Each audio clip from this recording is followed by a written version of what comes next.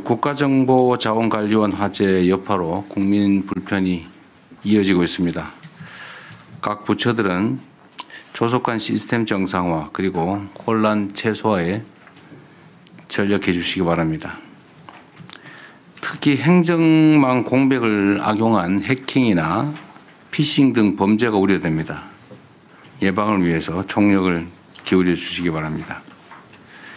이번 화재를 반면교사 삼아서 국민안전과 보안 관련된 미비사항을 선제적으로 점검하고 보완해 주시기 바랍니다. 제가 전에 일요일 날 회의 때 말씀드렸던 것처럼 총리님 제가 말씀하신 거 기억하고 계시죠? 네. 네, 잘 챙기고 계시긴 할 텐데 각 부처들에게 제가 각별히 하나 좀 강조 삼아 한 번 더 말씀드립니다. 이게 시스템이 정상 작동하고 있을 거라고 우리는 보통 믿고 있는데 그렇지 않는 경우가 많은 것 같아요. 이건 사실 상상하기 어려운 일인데 저로서도 정말 이해하기 어려운 상황입니다. 이게 당연히 이중 운영 장치가 있어야 되는데 그 민간 기업들도 당연히 그렇게 하고 있는 것을 하겠다고 말은 하고 지금까지 안 하고 있었다는 걸 모르는 제 잘못이기도 합니다만 어쨌든 각 부문에 이런 게 사실 많이 있을 가능성이 있습니다.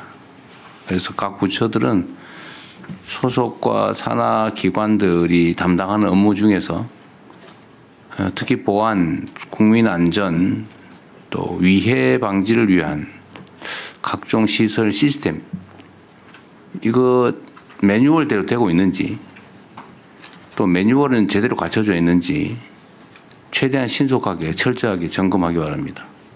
그리고 각 판단하기 나름이겠죠. 예를 들면 이게 중요하냐 문제냐 그런 거 너무 고민하지 마시고 문제가 된다 싶은 거 또는 점검의 필요성이 있다 또 중요한 시스템이다 싶은 것은 전부 점검을 해가지고 일단은 다음 주 국무회의 때까지 각 부처들은 전부 이거는 이런 문제가 있을 걸로 보이시는데 점검했더니 문제가 없다. 또는 이거는 문제가 있다. 아니면 이건 시스템을 보강해야 된다. 이거는 이런 매뉴얼을 보강해야 되겠다. 뭐 문제점이 있는 것들을 최대한 좀 발굴을 해서 서면으로 국무회의 전에 최대한 빨리 보고해 주시고요. 국무회의 때 점검을 한번 하도록 하겠습니다. 생각보다 엉터리인 경우가 많은 것 같습니다. 아마 전에 제가 취임하자마자 장마 대비해서 그 배수구 우수관 관리 그때 한번 체크해 본 일 있잖아요. 그 1년에 2번씩인가 하게 됐는데 안 하는 게 태반이었어요. 규정은 만들어 놓고 안 하고 있는 거죠.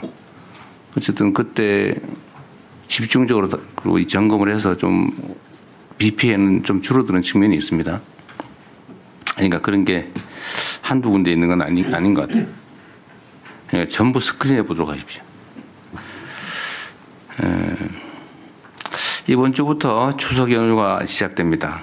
전국적으로 교통량이 많아지고 또 사건 사고도 늘어나는 시기인 만큼 안전대책을 철저하게 수립하고 특히 의료, 소방 등의 비상체계를 철저히 점검하기 바랍니다.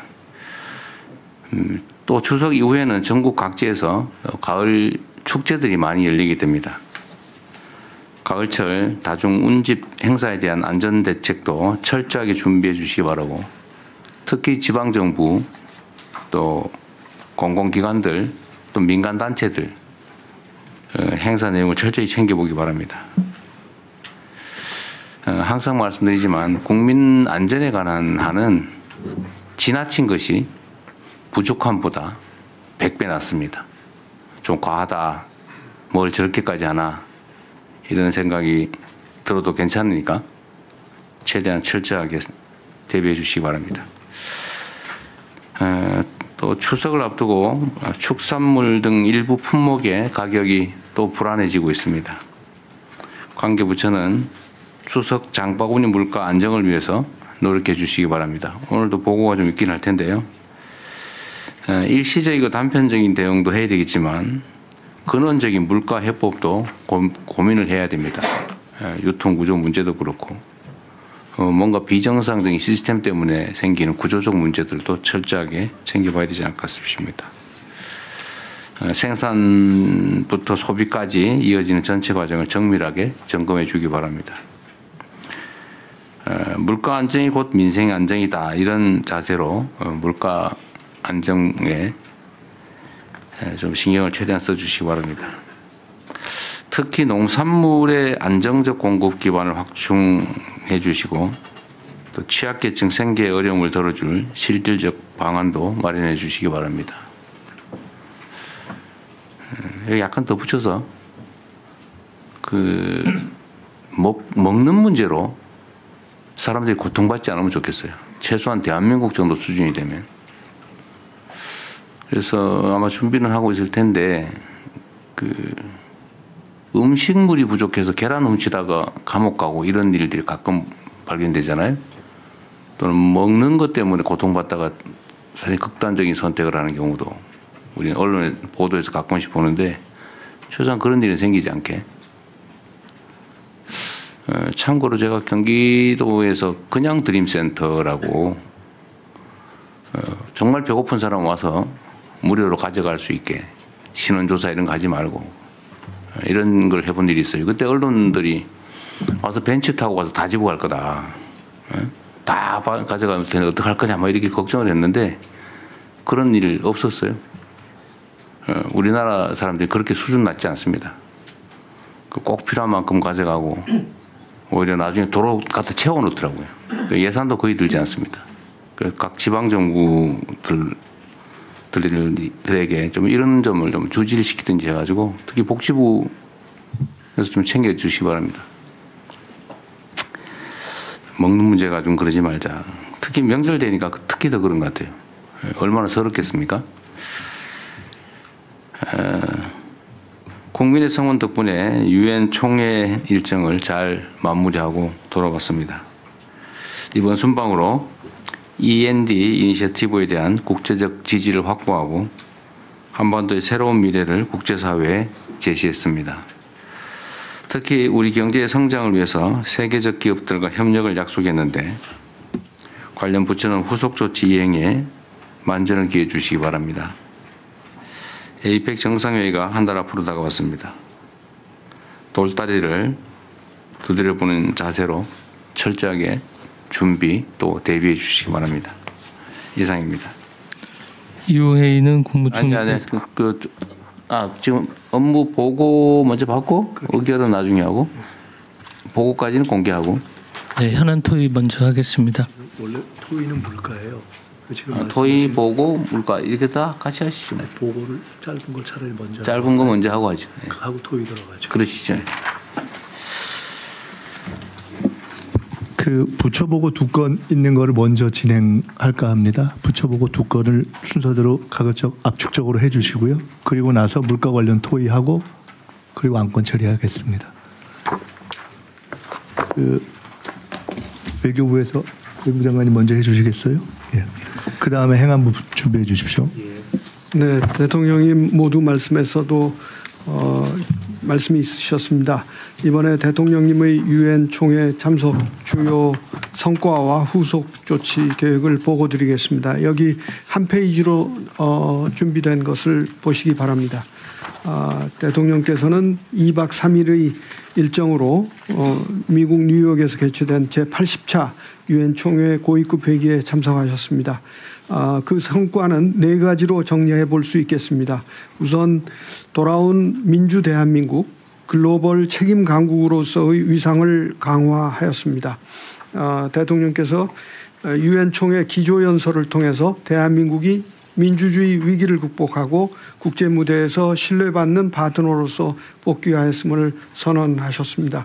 그 외에 평화, 기술, 개발, 기후 등 여러 분야에서 역할을 확대하겠다는 의지를 표명하셨습니다. 아울러 안보리 공개 토의를 주재하시면서 AI와 국제 평화 안보에 대해 논의를 하셨습니다. 두 번째, 새로운 대한민국 즉 한반도 비전을 END 이니셔티브를 제시하고 국제사회의 지지를 확보해야 했습니다.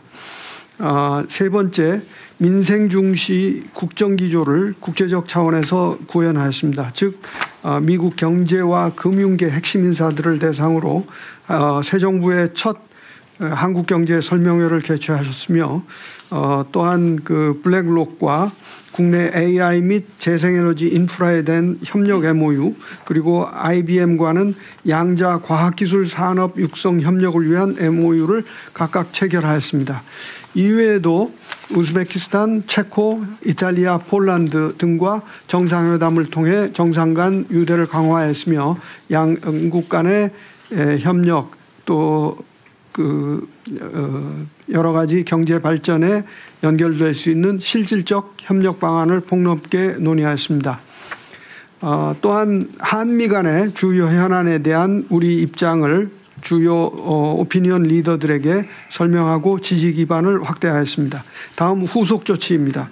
첫 번째로 정상회의에서 발신하신 메시지에 대한 후속 조치를 적극 이행해 나가겠습니다. 즉 평화, 기술, 개발, 기후 분야에서의 역할 확대를 계속해 나가면서 주재하신 안보리 공개토의에서의 모멘텀을 발전시켜서 국제사회에서의 AI 논의에서도 주도적 역할을 계속 수행해 나가겠습니다. 둘째, 새로운 한반도 비전인 END 이니셔티브에 대한 국제사회의 지지를 지속적으로 확보해 나가겠습니다. 셋째, 국제사회에서 민생 중시의 국정기조를 계속 설명하고 구현해 나가면서 국익 중심의 실용 외교를 강화하겠습니다. 경제 분야의 글로벌 오피니언 리더 대상으로 네트워크를 확장해서 한국 경제와 우리 정부 정책에 대한 신뢰와 지지를 강화하고 AI, 양자 기술 등 첨단 과학 기술 분야의 협력을 도모해 나가겠습니다. 또한 이번에 그 양자 정상회담에서 논의된 체코 원전, 폴란드 방산, 교역, 투자 이런 분야에서 구체적 성과가 도출될 수 있도록 후속 조치를 추진해 나가겠습니다. 마지막으로 미국 각계각층과의 교류 협력을 강화해 나가겠습니다. 미국과 현안인 관세 협상, 비자 제도 개선, 북핵 문제 등에 대해 우리 입장에 대한 대미 설명을 지속해 나가면서 한미 동맹에 대한 우호적 여론을 더욱 확대해 나가겠습니다. 이번에 대통령님의 유엔 총회 참석은 지난 6월 G7 정상회의 참석에 이어 다자 정상외교가 본격화되었다는 점을 선명하게 보여주는 외교 행보였다고 생각됩니다. 외교부는 이러한 성과를 기반으로 APEC 정상회의를 비롯한 하반기 주요 정상외교 일정이 한층 내실 있게 진행될 수 있도록 역량을 집중해 나가겠습니다. 이상 보고를 마치겠습니다. 네, 그 국정자원화제 다음 보고하실 거죠? 네. 이건 좀 양이 좀 많으니까 그 전에 제가 부처에 뭐 좀 물어볼 게 있어요. 고용노동부, 네, 장관님. 네. 지금 그 산업재해율 또 산재 사망 특히 추락 사고, 네. 그 좀 줄이기 위한 정책들을 지금 준비하고 있죠. 네, 네, 그렇습니다. 발표했던가요? 추락사만 따로 발표하지는 않았습니다. 산재 사망 사고 줄이기 전체. 노동안전 종합대책은 발표했습니다. 그 어쨌든 형사 제재보다는 경제 제재가 훨씬 효과가 크잖아요. 네네. 근데 저번에 말씀드렸던 거는 좀 정리하셨나요? 그러니까 중대재해 사고가 발생하면 중대재해 개념을 바꾸고 예를 들어 한 동일 사고에 몇 명 이상, 지금 2명 이상인가요? 사망? 네. 동시에 또는 동시에 2명. 네. 근데 예를 들면 1년 내에 3명 이상. 네. 이렇게 될 경우에 제재금, 그러니까 네. 경제 제재를 뭐 형사처벌은 별도로 하고 네. 경제 제재를 정리했어요. 영업이익 대비 5% 이내. 영업 대비 영업이익의 5%. 네. 그 다음에 과징금을 영업이익의 5% 이내. 네. 그 기준은 최하 30억. 네, 최하 30억입니다. 영업이익이 발생 안 하는 것이 만약에 3명 예를 들면 중대재해로 2명이 아니라 3명이 사망하면 어떻게 합니까? 사실상 그렇게 되면 영업 정지가 되겠습니다. 뒤에. 아니 과징금도 하고 영업 정지도 해야지. 예, 과징금하고 어제 한 사고로 3명이 동시에 사망한다는 건 있을 수 없는 중대 사고인데 그럴 경우 제재. 그러면 예를 들면 1년 기간에 예. 3명이 아니라 4명이 사망하면 1년이라 하면 첫 발생한 그러니까 그걸로부터 1월부터 12월이 아니고 예, 첫 발생한 날로부터 기산해서 예. 12달 동안 겹치는 1년 기간 네. 3명 이상 네. 사망하면 어쨌든 중대 제재 대상이 되는데 네네. 한 명이 늘면 어떻게 한다. 이거 세부적으로 좀 준비도 하셔야 될 것 같아요. 네, 알겠습니다. 예를 들면 뭐 대통령께서 말씀하신 건 3명 이상 사망했을 때 아니, 그런데 기준을 추가로 그냥 너무 추상적으로 해놓으면 네. 다작 봐주기 하잖아요, 실제로. 네. 그러니까 아예 규정을 물론 그 시행이 아니라 규칙 개정할 부분일지도 모르겠는데 네. 어쨌든 예측 가능하게 이거 동시에 사망 사고가 5명 이상 발생하면 회사 망하는구나. 네. 이렇게 생각할 수 있게 예측 가능하게 얼마를 물어내야 되는구나. 이렇게 생각할 수 있게 해 놓으라는 겁니다. 알겠습니다. 법령 개정이나 필요하면 좀 빨리 하시고요. 네. 그 자살 대책 저번에 얘기했는데 이 자살 대책 총괄은 총리께서 맡으시나요? 네. 혹시 뭐 현재까지 진척 정도는 복지부하고 등등 해서 하고 있고요. 지금 해서 이제 기구를 곧 구성합니다. 기구 구성하시고 거기 집행력 가지는 기구인가요? 아니면 지금 과거와 달리 본부 체계를 지금 구성하려고 준비하고 있습니다. 집행력도 가지게? 네. 네. 좀 신속하게 해주시고요. 법무부 장관님. 제가 전에도 간헐적으로 말씀을 잠깐씩 드렸던 거긴 한데 네네. 이거 형사처벌권을 남용해가지고 국민들한테 고통 주는 거 있지 않습니까? 예. 예를 들면 우리 장관님도 사법시험을 합격하신 분인데 형사소송법 이런 거 있죠. 10명의 범인을 놓치더라도 1명의 억울한 사람 만들면 안 된다. 유명한 법원입니다. 예, 그거 다 기본이잖아요. 네. 여기서부터 나오는 것 중에 또 하나가 의심스러울 때는 피고인의 이익. 그렇습니다. 그리고 무죄 추정의 원칙. 다 거기서 나오는 거잖아요. 예, 억울한 사람 만들면 안 된다. 네네. 도둑을 하나 잡기 위해서 온 동네 사람들한테 고통 주면 안 되잖아요. 예. 그게 형사법의 대원칙인데 그래서 의심스러울 때는 피고인의 이익을 이 사람이 무죄일까 유죄일까 이러면 무죄하라는 거 아닙니까? 그죠? 네, 법원의 판결의 기본 원칙. 법원 판결도 검사의 판단도 마찬가지잖아요. 이거 혹시 무죄일 수도 있는데 무혐의일 수도 있는데 하면은 기소하지 말아라는 거 아니에요? 근데 검찰은 뭐 그 반대로 지금까지 운영돼 왔습니다. 그러니까요. 그것도 마음대로. 네. 마음에 안 들면은 혹시 죄가 있을 가능성이 조금 있다 싶으면 기소해가지고 고통 주고 네. 또 자기 편이면은 죄가 명확한데도 봐주고. 하여튼 이 기준이 다 무너졌지 않습니까? 예. 그래서 제가 하나 이걸 그거는 이제 법무부 장관께서 이번 검찰 개혁을 통해서 해결해 나갈 텐데 그렇습니다. 내가 하는 의문이 되는 것은 억울하게 기소가 됐는데 네. 몇 년 재판해가지고 돈 들여서 고통받고 해가지고 무죄를 받았어요. 검찰이 아무 이유 없이 항소를 해요. 그래서 또 막 한참 동안 돈 들여가지고 고생을 해요. 또 무죄를 받았어요. 또 상고해. 그래가지고 대법원까지 걸려가지고 돈을 엄청나게 들고 나중에 보니까 무죄는 났는데 집안이 망했어요. 이거 윤석열 대통령이 한 말 아닙니까? 네, 맞습니다. 근데 그거 지금도 그러고 있죠. 그래서 제가 이 얘기를 하나 드려볼게요. 1심에서 판사 셋이서 재판을 해서 이거 무죄네, 무죄 선고를 했어요. 무조건 항소를 해요. 그럼 고등법원 항소심에서 판사들 생각이 이거 유죄네? 그러니까 유죄로 바꿨어요.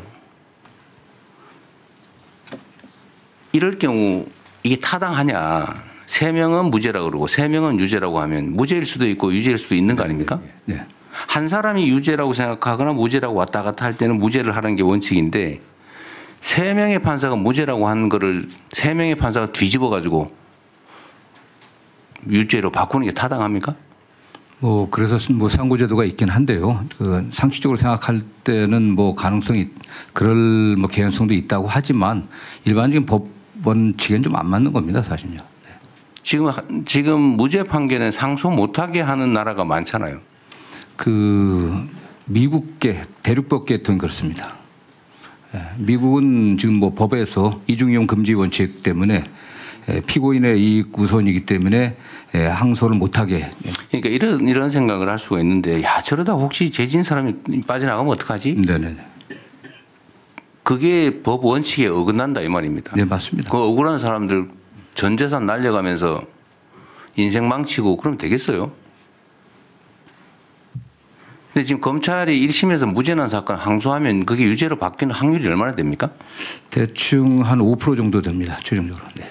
5%가 이제 유죄로 뒤집어진다 이 말이에요. 네네. 그럼 95%는 무죄를 한 번 더 확인하기 위해서 항소심 가가지고 생고생하고 있는 거죠. 네, 그런 상황이죠. 네. 대법원은 어때요?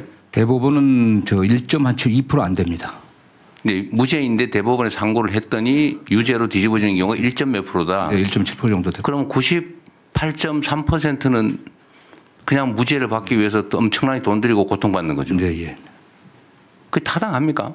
그 어쨌든 뭐 말씀하신 것처럼 타당하지 않습니다. 대개 그게 전면적으로 완전히 사실관계 파악이 잘못됐다든가 또는 법리관계 적용이 잘못된 건 드물고요.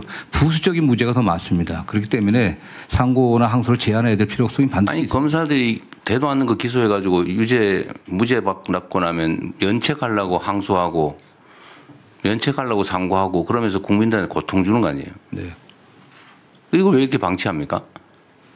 그래도 지금 일단 그 우리 국민주권정부가 출범한 이후에는 뭐 거의 저희들이 제안을 하고 있고요. 제가 주요 사건 관련해서 직접 지휘를 하고 있습니다. 그렇기 때문에 이걸 규정을 좀 확실하게 해야 될 것 같습니다. 첫 번째는 가장 근본적인 건 형사소송법 개정해갖고 그 법률관계 다투는 거 명백한 법률관계를 다투는 거 외에는 항소를 못하게 하는 식으로 형사소송법을 개정해야 될 것 같고요. 1차적으로 현실 가능한 것은 대검 관련 사무 예규들을 일단 바꿔야 됩니다. 원칙적으로는 지금 공소심의위원회가 있고 또 상고심의위원회가 있지만 내부 인사로만 지금 돼 있어 갖고 그냥 기계적인 항소나 상고를 그냥 방치했거든요. 이 부분을 갖다 규정을 좀 고칠 예정입니다. 이게 막 1심에서 몇 년씩 재판해가지고 집 팔아가지고 변론해가지고 겨우 무죄 해놓으면 항소 가가지고 또 그러고 그중에 네. 기껏해야 5% 네. 뒤집어지는데 95%는 헛고생하는 거 아닙니까? 네, 맞습니다. 네. 국가가 왜 이리 잔인해요 국민들한테. 그래서 이 재판이라고 하는 게 인류 수천 년 역사에서 경험으로 정한 원칙이 있잖아요. 그래서 의심스러우면 피고인 이익으로 하라고. 아니 심판사 셋이서 무죄라고 했는 걸 지금 이게 제가 이걸 얘기를 여러 군데 해봐도 그 혹시 나쁜 사람이 빠져나가면 어떡하지? 이래가지고 그냥 계속 하잖아요. 네네. 그래서 이게 좀 나눠야 될 것 같고요. 대통령. 그 사건 같은 경우도 어떤 1심 합의부는 1년 이상 무기 사용 사건이거든요. 근데 이게 이제 살인죄라든가 또는 강력범죄, 성폭력범죄 같은 경우가 된 경우는 사실 피해자가 있고 국민들의 분노의식이 높기 때문에 저는 법을 좀 이게 사건들을 분류해 갖고 지금 말씀하신 것처럼 아주 중대하고 예외적인 경우들 빼놓고는 상소를 금지하는 경우로 입법을 추진하고요. 일단은 어쨌든 대통령이 취임한 이후에는 저희 검찰에서는 제가 일전 대부분의 중요 사건을 보고 받으면서 그런 방향을 좀 하고는 있습니다. 나는 중대 사건이든 경미 사건이든 억울한 사람 생기는 건 똑같다. 그게 포퓰리즘이잖아요. 네네. 사람들이 대중들이 흥분한다고 그 의문 사람 잡아가지고 특히 중대 범죄일수록 중형이잖아요. 네, 그 때문에 사실관계 문제하고 법리 문제가 좀 나눠갖고요. 저희도 지금 분석을 좀 시작하고 있습니다. 그 의문 사람 잡아다가 사형시킨 거 많잖아요. 네네. 그 죽은 사람 어떡할 거예요? 이제 와서 몇십 년 지난 다음에 무죄 선고하고 미안하다 그래놓고 또 그러고. 뭐 앞으로는 뭐 그런 일이 없을 것 같고요. 저희들이 억울한 과거에 사람은 그 문제는 지금 대통령 취임 이후에 제가 과거에 그 관련된 과거사 사건들, 재심 사건들을 전부 항소 포기 내지는 진행되는 사건도 분석해갖고 취하시키고 있습니다. 그런데 지금도 여전히 항소 남용한다는 얘기를 제가 최근에는 별로 많지 않습니다. 거의 없습니다. 그래요? 네네. 제가 직접 매일 사건을 체크하고 있습니다. 그 구체적 사건에 대한 구체적 지휘는 쉽지 않은 거긴 하더라고요. 이게 일반적 지휘를 하든지 아까 말씀하신 대로 무슨 예규를 바꾸든지 판단의 검사들의 판단 기준을 좀 바꾸든지 이게 정말 1심 판사는 무죄, 2심은 유죄인데 만약에 이게 순서가 바뀌면 무죄 아니에요? 네. 운수 아닙니까 운수. 말이 안 되잖아요. 그런데 대통령 이제 구체적 사건에 관련해서는 총장 통해서 지휘를 해야 되는데요. 실질적으로 이제 매일 그 검찰국 업무를 보고받으면서 이제 구두지시를 하고 있습니다. 매일요. 네. 잘하고 있다니까 다행이긴 한데요. 좀 시스템으로 좀 네, 훌륭한 법무부 장관 바뀌면 또 바뀔 수 있잖아요. 아니 그 제도적으로 해서 규정들을 다 바꾸려고 하고 있습니다. 그러십시오. 그걸 좀 준비해 주시고요. 네, 나머지 준비된 거 하시죠. 행안부 보고 계속해 주시죠. 예, 행안부 장관 윤호중입니다. 예, 준비된 그 요약본 2페이지를 중심으로 보고드리겠습니다. 국가정보자원관리원 화재 수습 상황 및 향후 계획입니다. 먼저 화재 개요에 대해 간략히 말씀드리겠습니다. 9월 26일 금요일 20시 15분 발화한 불이 27일 18시 완진되었습니다. 피해 현황은 화재 발생한 7-1 전산실은 전소되었고 이를 포함한 모든 전산실에 647개 시스템이 중단되었습니다. 대응 경과를 말씀드리겠습니다. 화재 직후 장애 발생 상황을 인지하고 비상근무 체제로 전환하여 긴급 지시사항을 전파하였습니다. 이길 다음 날 오전 8시 10분부로 상황 판단 회의를 거쳐 위기경보 심각 단계 발령 중대본 가동 중입니다. 다음은 장애 복구 계획에 대해 말씀드리겠습니다. 먼저 2층에서 4층까지 전산 장비는 재가동 가동 여부를 확인하며 복구 중이고 5층에 위치한 분진 피해를 입은 7, 8 전산실은 분진 제거 후 재가동할 계획입니다. 또 전소한 5층 7-1 전산실에 96개 시스템은 대구센터로 이전 후 가동할 계획입니다. 다음 페이지입니다. 구체적인 복구 사항과 향후 계획을 말씀드리겠습니다. 선제적으로 가동 중단했던 551개 시스템은 피해가 적은 1에서 6 전산실 2층에서 4층입니다. 시스템부터 재가동이 시작되었습니다. 오늘 04시 기준으로는 82개 시스템이 복구 완료되었고 1등급 시스템의 경우는 55.6%에 해당하는 총 36개 중 20개가 복구되었습니다. 분진 피해가 발생한 7, 8 전산실은 5층입니다. 10월 12일 완료를 목표로 분진 제거 작업에 들어갔습니다. 화재로 전소된 7-1 전산실 내 96개 시스템은 대구센터 내 민관협력형 클라우드로 이전 추진 중입니다. 자원 풀을 구축하고 기존 유휴 자원을 활용해 10월 1일부터 업무 프로그램 이전을 시작할 계획입니다. 이번 화재와 관련된 647개 시스템에 대하여 목록뿐만 아니라 등급 또 전산실별 위치 등을 오늘 공개할 예정입니다. 국정자원관리원의 엔탑스라는 정보 시스템을 운영 관리하는 시스템 또한 이번 화재로 장애가 발생해서 최종적으로 명확한 시스템 정보를 취합하느라 공개까지 다소 시간이 걸린 점 양해해 주시기 바랍니다. 앞으로 각 시스템의 복구 상황을 직접 국민들께서 확인하실 수 있도록 투명하게 공개하겠습니다. 다음은 국민 불편 최소화 방안입니다. 업무가 시작되는 어제 09시부터 콜센터를 활용하여 국민 불편 사항을 신속 상담하고 해결 방안을 안내하고 있습니다. 또한 정보 시스템 장애로 인해 제기되는 법정 민원 처리 결과 또 문제 해소 방안 등을 집중 대응하기 위해 각 지자체별로는 민원 불편 사항 대응 지원반을 설치했습니다. 또 각종 이 수수료 발급 수수료에 대해서는 이 10월 2일까지 면제하고 있습니다. 그리고 각 그 부처에서는 첨부해 드린 자료에 있습니다만 업무 지속성 계획을 통해 이 대응 방안을 마련해서 실행 중에 있습니다. 행안부는 이번 장애에 끝까지 책임을 다해 조속한 복구와 국민 불편 최소화에 총력을 다하겠다는 말씀드립니다. 이상입니다. 뭐 각 부처별로 상황과 대응 계획 보고하실 거죠? 너무 양이 많은데 이렇게 하시죠. 이건 뭐 최대한 신속하게 복구한다. 또 필요한 대응 우회 방안을 강구한다. 그거 다 당연히 해야 될 일이잖아요. 그런 정도로 하시고 좀 그냥 일반적인 논의를 좀 해보면 좋겠어요.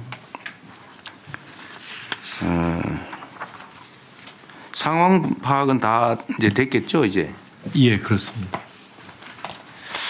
저번 일요일 날 얘기해서 좀 정리가 안 된 것들이 있었는데, 이게 일단은 민간은 이중 운영 시스템을 갖추고 있는데, 네, 거의 모든 뭐 글로벌 기업들뿐만 네, 아니라 다 가지고 우리 있잖아요. 국민들, 예. 정부 전사는 이중 운영 시스템이 없었다는 거죠. 지금 하려고 했는데 네. 하세요라 하면서 안 해버렸다는 거죠, 몇 년 동안. 네, 1등급에 한해서 한 20% 정도만이 이중 시스템을 가지고 있고요. 이 동시에 운영되는 액티브형 운영 이중화는 된 것이 없습니다. 그러니까 운영 이중화를 민간에 하라고 정부가 권고를 했고 실제로 민간은 다 이중 운영 시스템 가지고 있는데 정부도 한다고 얘기는 했는데 지금 몇 년 동안 실제 안 하고 있었던 거죠. 한다고도 얘기했고 매년 감사원의 지적이 있었는데도 그러니까요. 시정되지 않았습니다. 그러니까 이게 지금 상상하지 못할 일이 실제로 벌어졌기 때문에 아까 제가 그 말씀드렸던 거고요. 이런 게 여러 영역이 있을 수가 있습니다. 오히려 유지 보수에 의해서는 삭감해 왔다는 거잖아요. 계속 줄여왔다는 거잖아요. 하나 더 만들어야 될 상황인데 어쨌든 그런 문제가 여러 군데 있을 수 있고 지금 이제 복구는 하되 어쨌든 언제 일이 또 벌어질지 모르니까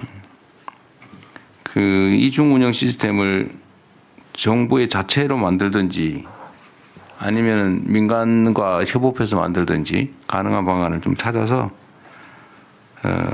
지금 이제 예산은 이미 내놓긴 했지만 필요하면 국회 심의 과정에서 증액을 하든지 신설하든지 네. 필요하면 뭐 예비비로 하든지 네. 해서 최대한 빨리 시스템을 동시에 하십시오. 이거 복구하는 거 복구는 해야 되잖아 당연히.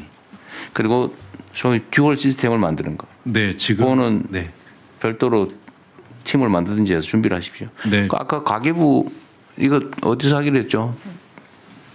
하정우 수석이 AI. 맞다. 네, AI 인공지능위원회에서 하기로 했습니다. 네, AI 전략위원회에서 진행하기로 결정했습니다.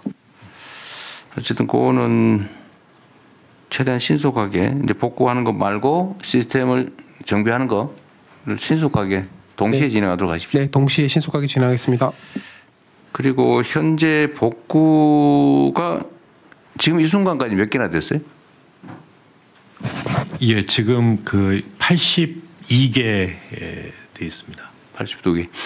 뭐 나름 핵심 시스템들은 그나마 뭐 재난 복구 시스템이 나름 있어서 다는 아니지만 네, 있는 것들은 그걸 이용해서 DR 하고 있는 거죠. 하고 있고요. 복원이 됐고요. 그다음에 이 심각한 것은 7-1 전산실에 소실된 시스템입니다. 그래서 아직 36개 중에 20개까지밖에 복원을 그러니까 중요한 시스템에서는 그밖에 못 하고 있습니다. 그러니까 황당한 거죠. 실시간 데이터 백업도 규정상으로는 하게 돼 있는데 그거 맞죠? 예. 하게 되는데 지금 안 된 거죠. 안 돼. 백업을 해서 그 자리에 놔두는 거 말고 네네. 온라인으로 다른 곳으로 즉시 소산하기로 돼 있다면서요?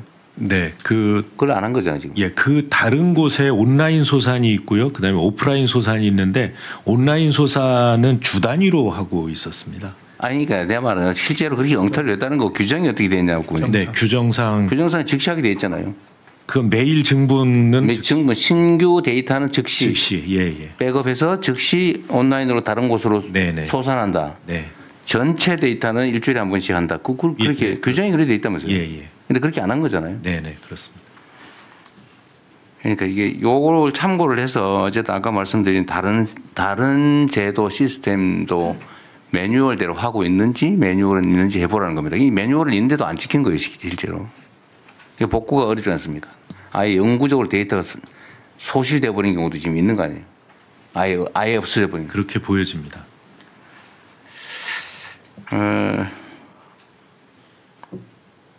그럼 몇 퍼센트 주면 된 거예요? 뭐 이게 사실 퍼센트지가 의미는 특별히는 없죠. 왜냐하면 국민들이 자주 중요성 차이. 네, 중요성 차이도 있고요. 시스템이 큰 시스템이 있고 작은 시스템도 있습니다. 그래서 개수는 의미가 없는데 개수로 치면 지금 한 14% 정도 된 거고요. 그다음에 중요도로 보면 1등급의 55.6%가 된 것입니다. 지금 각 부처들 이제 보고 준비해 놓으셨는데 그냥 그러면 이렇게 할게요. 한번 자, 국무총리실은 현재 문제되는 복구되지 못한 중요한 시스템이 뭐가 있어요? 예, 저희 지난 일요일 날 국조실장입니다. 지난 일요일 날 보고 드린 대로요. 조세 심판원에 청구받는 저구가 하나 있고 그다음에 규제 신문으로 그 두 가지가 있습니다. 어쨌든 요거는 예. 조세 심판은 개별적으로 담당이 있기 때문에 별 문제가 없다. 예, 그렇습니다. 규제 신문고는 우편, 메일, 팩스 등으로 받고 있습니다. 근데 지금 접수했다가 소실된 자료가 있을 수 있다. 있습니다. 예. 숫자는 크지는 않을 거고. 그렇습니다. 예. 기재부는 어떠세요? 예, 대통령 기재부는 재정정보 시스템이 제일 중요한데 그 부분은 일요일 날 4시로 복구가 되고 나머지 복구됐어요? 홈페이지 부분입니다. 예, 그래서 홈페이지. 그 부분은 저희들 우리 국민들한테 공지를 했었습니다. 그래서 필요하면은 홈페이지는 지금 전 부처가 아마 같은 홈페이지. 예, 문제가 있습니다. 그 다음에 교육부는요? 네, 전 부처와 마찬가지로 그 홈페이지는 이제 됐고 문제가 모든 홈페이지가 다 똑같을 네네. 거고. 그리고 나머지는 지금 실제로 현장에서 가장 관심이 높은 K-에듀파인이나 나이스테제는 잘 돌아가고 있어서 네, 문제 있는 것만 얘기하십시오. 네, 없습니다. 네, 그럼 교육부는 별 문제가 없다는 거고. 과기정보통신부는요? 네, 그 우체국 금융은 완전히 그 서비스 재개돼서 정상 운영 중입니다. 다만 이제 우편 서비스 중에서 이제 필수 서비스인 우편, 등기, 소포 등은 재개를 했지만 일부 서비스인 우체국 쇼핑, 내용 증명, 미국행 국제 우편 등이 차질이 좀 있습니다. 이 우체국 쇼핑에 입점한 농어민들, 소상공인들이 이거나 생산해서 우편으로 보냈어야 되는데 못 보내서 지금 우리 썩는다, 못 쓴다, 뭐 이렇게 아우성이라던데. 네, 그거에 대한 대책은 뭐예요? 실제 그 신선 식품에 대해서는 오늘부터 이제 그 배달이 가능하도록 이제 저희가 재개를 했고요. 다만 기존 농축산식품들은 이제 저희 우정사업본부에서 저희가 구매를 해서 실제 저희 직원들에게 복지로 이제 활용하거나 아니면은 그 우체국 그 보험이나 금융상품 우리 고객들한테 이제 선물로 드리는 형태로 신선식품은 우편 배달을 재개했습니다. 그 외에 가공식품이나 이런 것들은 사준다. 네. 네. 그리고 지금 중기부에서 추가로 저희가 사업자분들 찾아서 연락해가지고 중기부가 가지고 있는 공용 홈쇼핑하고 민간하고 이제 쇼핑 연결되어 있는 사업들이 있습니다. 그래서 그쪽으로 연결해드리는 작업. 네. 여기가 좀 아우성이 좀 많은 것 같더라고요. 자, 외교부는 문제되는 게 특별히 뭐 있어요? 없습니다. 네, 다행이네요. 자, 통일부는 특별히 없습니다. 북한 자료센터 그 민원 처리가 약간 문제가 있는데 뭐 크게 문제는 되는 상황. 네, 알겠습니다. 법무부는 예, 특별한 문제는 없습니다. 지금 뭐 광주센터의 대부분의 그 킥수 자료가 돼 있고요. 그 다음에 규정이라든가 어떤 출입국 관련 따로 분리하고 저희들이 보관하고 있어갖고 관계가 없습니다. 아닙니다. 네. 국방부는 뭐 별도 시스템이었죠. 뭐 상관없고 행안부가 지금 꽤 있겠죠. 네, 아까 보고 드렸습니다. 네. 자, 국가보훈부는 어떠세요?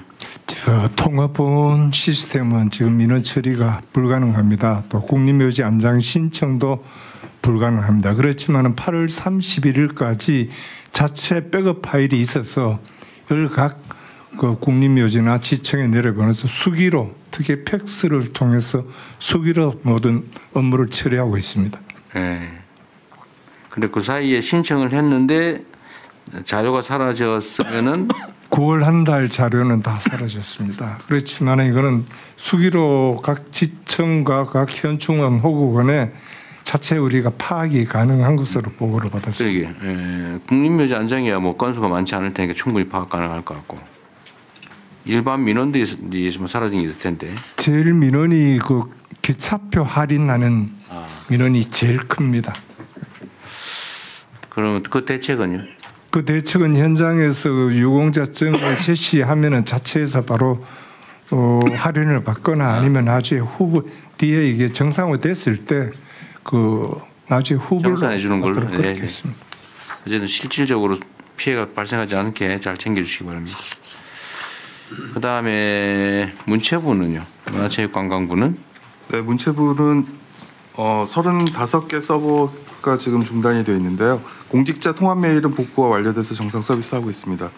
또 하나는 이제 보도자료나 정책 뉴스에 뭐 사진, 영상, PDF 파일이 보관되어 있는 정책 브리핑이라는 게 있는데 요게 7-1 위치에 있어서 백업 데이터랑 모두 다 전소가 됐습니다. 그런데 이 부분은 예전에 한번 보고 드렸듯이 대통령 기록관에 6월까지는 이 보관되어 있는 다른 데이터가 있어서 가지고 오고 또 각 부처한테 보도자를 다시 모으면 이거는 뭐 회복할 수 있을 것 같습니다.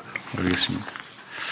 자, 농림축산식품부는 어떠세요? 저희는 그 공익직불금 지급 신청을 위해서 개인정보 그 확인을 해야 되는데 그게 오늘까지였습니다. 그래서 이거를 그 10월 15일까지로 연장 조치했고요. 그래서 크게 문제 없을 것 같습니다. 그리고 농식품 바우처 신청하는 것이 있는데요. 이것도 읍면동 행정복지센터에서 수기로 일단 신청받는 것으로 그렇게 처리하고 있습니다. 예. 업무에 심각한 장애가 생기지 없습니다. 저희는 광주센터를 이용하고 있었습니다. 예. 이번에 광주가 큰일하네. 네,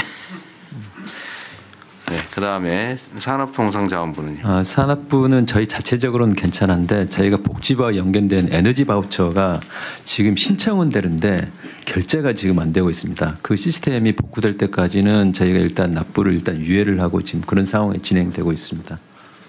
네, 여기도 그거 말고는 다른 문제는 없는 것 같아요. 특별한 사항은 없습니다. 네.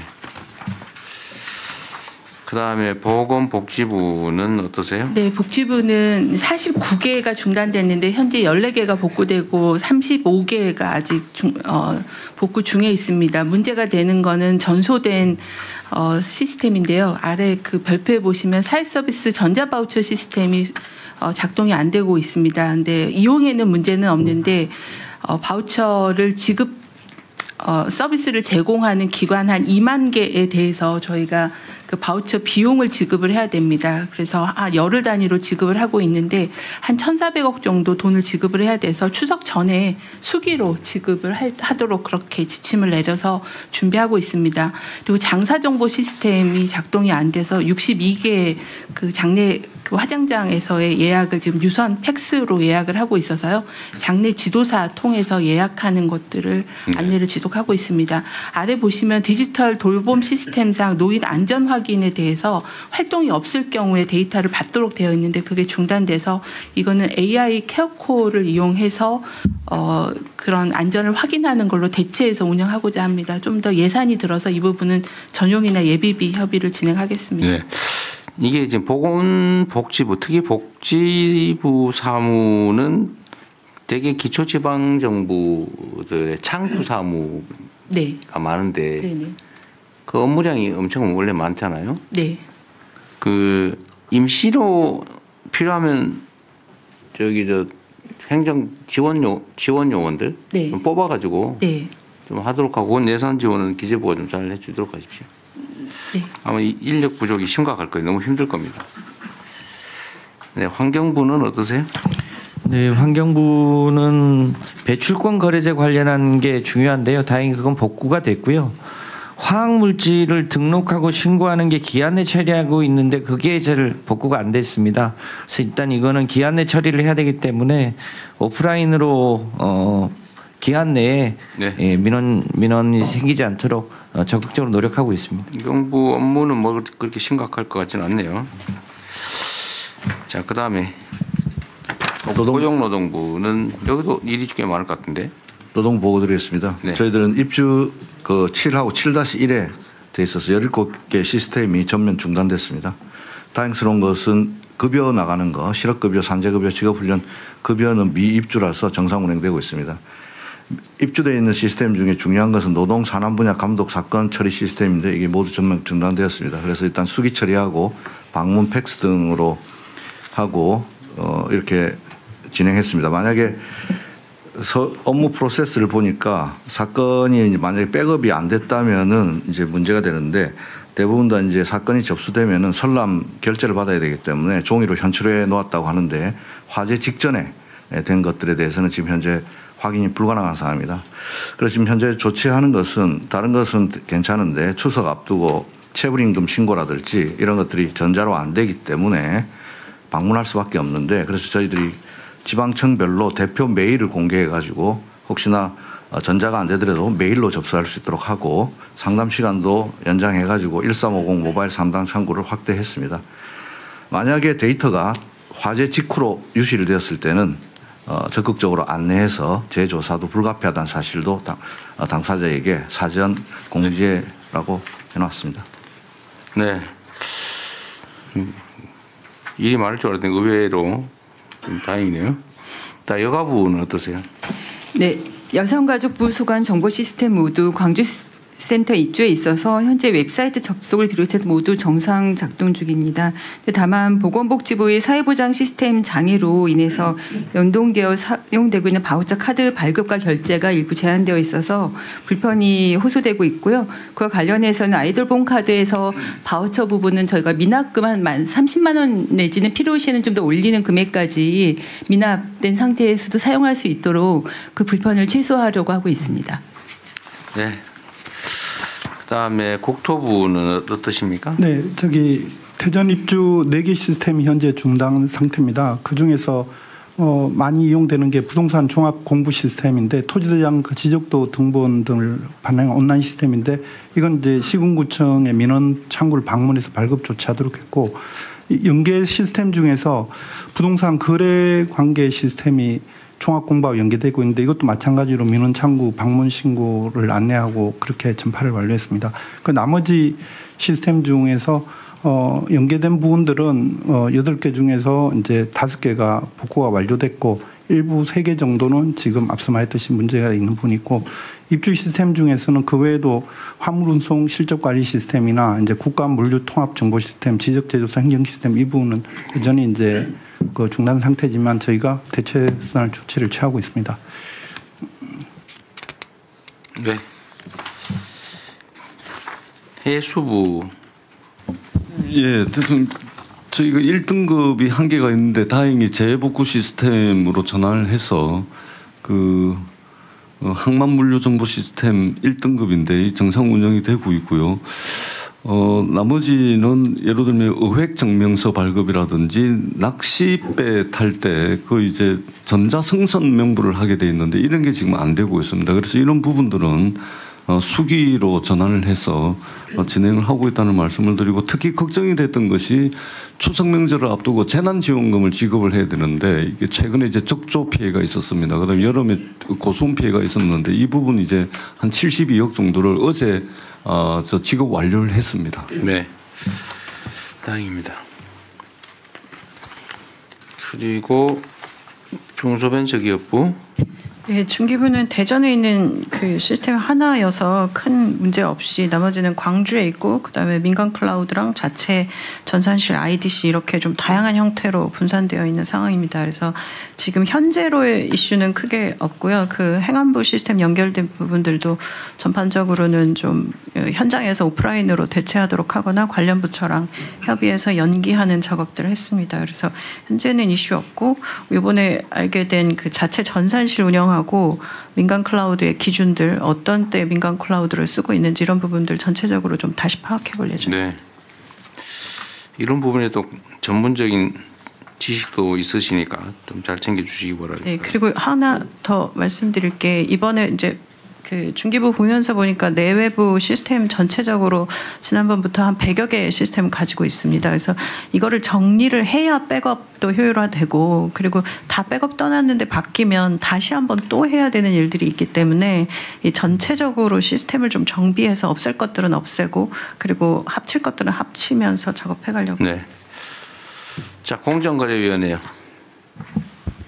예, 공정위도 광주 센터를 활용하고 있어서 대부분 공정위 소관 정보 시스템은 정상 작동 중이고요. 지금 문제되는 거는 이제 유관기관과 연계된 서비스인데 대부분 이제 연계 중단을 하고 대체 조치를 취해서 이제 정상 작동하고 있는데 조금 불편은 있습니다. 이제 우편으로 발송해야 되는 문제라든지 좀 불편은 있고요. 이제 가장 큰 문제는 이제 국민신문고 민원을 받지 못하는 건데 그것을 이제 현재로는 공정위 온라인 사건 처리 시스템하고 오프라인을 통해서 민원 접수하는 방식으로 처리할 예정입니다. 네, 약간 벗어난 얘기인데 공정위 인력 증원하는 거는 어떻게 진행되고 있어요? 예, 지금 인력 증원에 좀 앞서서 그 내부 조직과 업무 쇄신 TF를 이번 주에 발족하려고 합니다. 그래서 좀 과거하고 다르게 좀 그 국민 신뢰도도 높이고 사건 처리 지연되는 거 그것을 어떻게 하면 더 빨리 할 수 있는가 내부 조직을 개편한다든지 아니면 그 업무 방식을 새로 업그레이드 한다든지 하는 방식으로 지금 하고 있고요. 인력 증원은 안 하나요? 하는 게 좋습니다. 그 인력 지원을 받아야지 한다는 게 아마 대선 공약이었을 거예요. 그렇습니다. 네, 그것도 하시고요. 예. 그 어쨌든 공정거래위가 조사할 게 너무 많은데 인력 부족으로 안 하거나 뭉개고 넘어가는 게 많다고 하는 설이 있어서 그 중에 일부 소규모 조사 업무는 광역 지방정부로 일부 위임 또는 위탁하는 거. 예, 그게 상당히 중요할 것 같습니다. 가맹 사업이라든지 좀 그렇게 그것도 검토해 보십시오. 예. 자, 공정거래위도 뭐 다행이고요. 금융위원회는 어떻습니까? 금융이 제일 중요한데. 네, 맞습니다. 제일 여러 가지로 영향이 많은 부분인데요.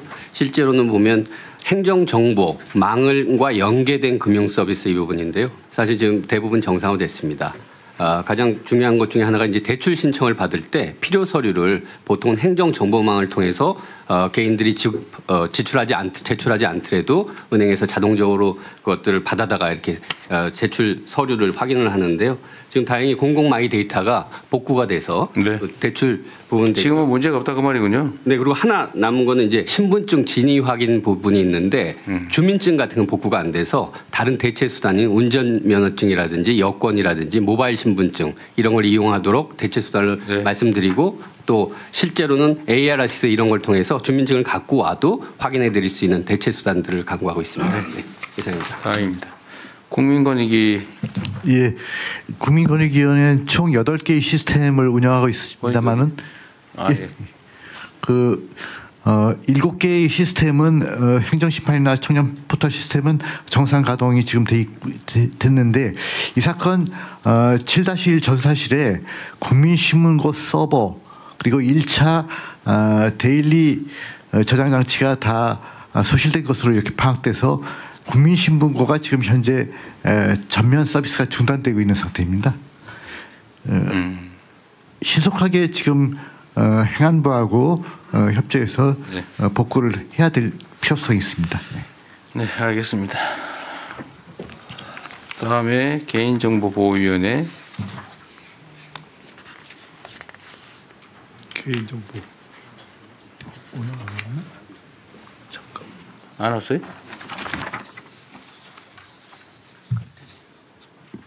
오늘 참석을 못했습니다. 그 대리 참석도 안. 오늘 대리 참석이 없나? 이게 원래 임의 출석 기관이라 대리 참석은 안 하는 모양인데. 예, 서면으로 잠깐 보고 넘어가겠습니다. 네, 불참해 하셨습니다.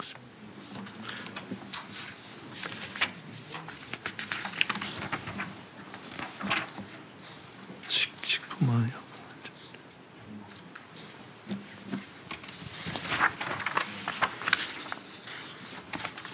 네, 다음에 식품무약공안전처. 예, 식약처는 기본적으로 식약처 시스템은 광주에 있기 때문에 식약처 자체의 문제는 없는데요. 그 권익위에서 하는 국민신문고가 이제 저희가 민원이 한 6만 개 정도 들어옵니다. 그래서 직원들이 토요일 날 좀 밤을 새서 새로 식약 국민신문고 사이트를 개설을 해가지고 월요일부터 식약 국민신문고로 이제 민원을 받고 있고요. 또 하나는 이제 이 모든 공무원들이 다 온나라 시스템이 지금 안 돼서 이제 좀 문서를 종이로 수발을 해야 되는 시스템으로 들어왔기 때문에 이 또한 저희가 심각 단계로 하면서 주말에 그 직원들 긴급 대응 매뉴얼을 만들었습니다. 그래서 이제 9시 그 월요일 날 8시 반에 그 긴급 대응 매뉴얼을 줘서 지금 어제 밤에 확인을 했더니 별 문제 없이 진행된다고 하고 있습니다. 이상입니다. 국민신문고를 새로 얼른 만들어서 다시 쓰고 있다고요? 예. 그 저기 식의약 국민신문고를 새로 저희가 6만 건이나 되기 때문에 하루에 막 200건씩 들어옵니다. 그래서 전산팀이 정말 말 그대로 토요일 날 밤을 새가지고 네. 식의약 국민신문고를 만들어서 어제도 하루에 70건 정도 들어왔습니다. 처장께서 훌륭하시니까 직원들도 열심히 빨리 하는 모양이에요. 아닙니다. 직원들이 저희가 심각 단계로 해서 과하게 대응을 좀 했습니다. 네, 잘하셨습니다. 그 지금 외청들은 이거 문제 없어요? 뭐 온갖 외청들 많잖아요. 무슨 뭐 통계청이니 경찰청이니 검찰청이니 뭐 검찰청은 괜찮아요? 그건 자체 서버가 따로 있죠. 외청들 지난번에 이제 조달청이 이제 큰 문제가 있었는데 조달청은 지난번에 그 중대본회의 때도 잘 회복해서 하고 있다는 쪽으로 보고를 했고 경찰청이랑 그 당시에도 별 문제는 특별히 문제 있다고 이게 그 이제 이런 제가 오늘 이것도 하나 발견한 사실인데 외청 있잖아요. 외청들 외청도 자기들이 있는 분들이 지휘하는 외청 기관이지 독립돼서 지 마음대로 하고 있는 데는 아니잖아요. 거기 업무도 당연히 각 소관 부처가 파악을 해야죠. 내가 보니까 그 외청들 업무는 버려놓은 것 같더라고요. 국무회의 보고도 안 되고 파악도 안 되고 따로 있어요. 그렇게 하면 안 되지. 앞으로는 소속 외청들 업무도 챙기도록 하십시오. 어떻게 뭘 하고 있는지. 외청이라니까 아예 그냥 시집장가 가서 분가한 자식 취급하는 것 같아. 그러면 안 됩니다. 그럼 통제가 안 되잖아요. 그것도 그렇고 그 산하 공공기관 각 기관들도 좀 챙기세요. 그것도 다 내가 보니 거의 버려놓는 것 같아. 그럼 누가 관리합니까? 감사원만 관리하게 되죠. 그렇게 하면 안 돼요. 그 소속 기관들, 산하기관들, 외청, 뭐 연구기관이든 뭐 저는 거기까지 다 챙기도록 하십시오. 그것도 다 공무원이고 소속 지휘를 해야 될 대상들이잖아요. 지휘에서 빠져 있는 것 같으니까 좀 챙기도록 하십시오. 외청들이나 산하 공공기관들은 여기를 쓰지 않죠. 쓰나요? 네? 공공기관들도 네, 공공기관들도 저 외청들도 쓰는 경우가 있습니다. 그럴 것 같아요. 그런데 지금 다 빠져 있는데. 그런데 대부분 저 외청들이 별도의 자기 시스템을 가지고 있거나 아니면 뭐 국세청이라든가. 아니 뭐 알겠는데요. 대체로 그렇긴 한데 하여튼 빠지지 않게 그물 속에는 다 넣어놓자고 말이죠. 예, 앞으로는 그렇게 하십시오. 자기 소관이니까 외청 일이라고 모른 척하다 사고 나면 책임은 지는 겁니다. 외청 소속 기관 다. 각 부처의 책임을 져야죠. 자, 다음 진행하시죠. 자, 그러면은 물가 동향 관련 현안 토의를 하겠습니다. 물가 동향 및 추석 물가 대책 추진 현황에 대해서 한국은행 기재부 공정위 농식품부 순서로 발제해 주시기 바랍니다. 한국은행 경제연구원장님 나오셨네요. 네, 안녕하세요. 한국은행 경제연구원장 이재원입니다. 저는 우리나라 물가 수준, 특히 식료품 물가 국제 비교와 구조적인 고물가 요인에 대해 간략히 말씀드리겠습니다. 우선 지금 물가 상승률은 한국은행 목표치인 2% 부근에서 움직이고 있습니다. 그런데 물가 상승 속도는 줄었지만 팬데믹 이후 누적된 인플레이션으로 전반적인 물가의 수준 자체는 크게 높아져 있고 가계에 큰 부담이 되고 있습니다. 특히 아래의 중간 그림을 보시면 소비자 물가 지수가 밑에서 두 번째 검정색 선입니다. 2021년 이후 최근까지 약 16% 가량 상승한 것을 보실 수 있는데요. 그런데 소비자 물가 지수는 458개 품목을 가중 평균한 지수입니다. 당연히 이제 모든 품목의 가격이 같은 속도로 상승하지는 않았을 것입니다. 어떤 품목의 가격은 평균보다 더 빠르게, 어떤 품목은 더 느리게 상승했습니다. 근데 제일 위에 파란 선을 보시면 식료품 물가가 훨씬 빠르게 상승한 것을 볼 수 있습니다. 변동성, 그러니까 즉 이제 업앤다운도 크지만 그걸 차치하고 전반적인 기울기만 보더라도 빠르게 상승해 왔는데요. 따라서 국민들의 체감 물가는 더 클 수밖에 없습니다. 이 식료품 물가에는 그러니까 소위 신선식품 더하기 가공식품? 네, 그렇게 보시면 됩니다. 원래 식품은 그 두 가지만 있는 거예요? 신선식품과 가공식품만? 신선식품이 있고 그 신선식품이 가공식품의 원재료 들어가기 때문에 그러니까. 크게 보면 그렇게 두 개를 보시면 두 개로 있는 거죠. 그래서 또 이러한 상황은 또 소득 계층 간 인플레이션 불평등을 발생시키는데요. 그 이유는 고소득층의 경우 전체 지출에서 식료품 같은 필수재의 비중이 작은 반면에 취약계층의 경우에는 식료품의 비중이 높습니다. 그래서 제일 오른쪽 그래프가 실제로 그러한 물가 불평등을 보여주고 있습니다. 다음 페이지로 가겠습니다. 자, 지금까지는 우리나라 내에서 안에서 물가가 시간의 흐름에 따라 어떻게 변해왔는지를 말씀드렸습니다. 그러나 이게 이제 뭐 전체적인 그림을 보여주지는 못합니다. 예를 들어서 식료품 물가가 빠르게 상승해 왔다고 하더라도 아직 외국에 비해 뭐 식료품 물가 수준이 낮다면 또는 감내할 만하다면 그래도 아직 괜찮은 것이 아니냐 뭐 이렇게 생각하실 수도 있는데요. 하지만 국제 비교를 해보면 그렇지 않다는 사실을 알 수가 있습니다. 먼저 우리나라의 전반적인 그러니까 평균적인 물가 수준은 OECD 국가 중 중간 정도인데요. 그런데 이제 그게 평균이 그렇다는 것이고 세부 품목별로 보면 어떤 품목은 OECD 평균에 비해 높고 어떤 품목은 낮습니다. 그래서 저희가 이제 세 가지 지수를 활용해 비교해 보았는데 아래 왼쪽에 막대 그래프를 보시면 식료품의 경우 뭐 세 가지 중에 어떤 지수를 보더라도 OECD 평균의 1.5배 정도 되어서 가격 차이가 꽤 큰 것을 아실 수가 있습니다. 오른쪽 그래프에서도 비슷한 패턴을 보실 수가 있는데요. 제일 첫 번째 그래프가 식료품을 보여주는데 가로축은 1인당 GDP 즉 이제 우리나라 1인당 소득이 되겠고요.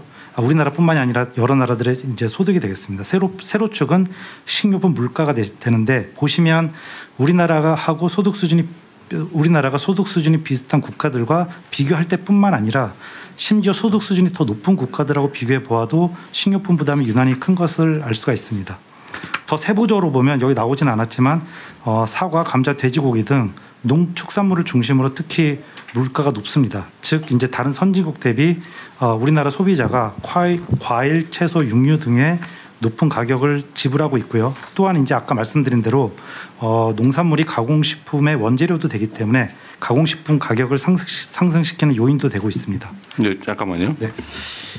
그 1페이지에 그 누적 물가 상승률 여기에 그 그림을 제가 보면 이게 확 차이가 벌어지는 게 그러니까 생활 물가보다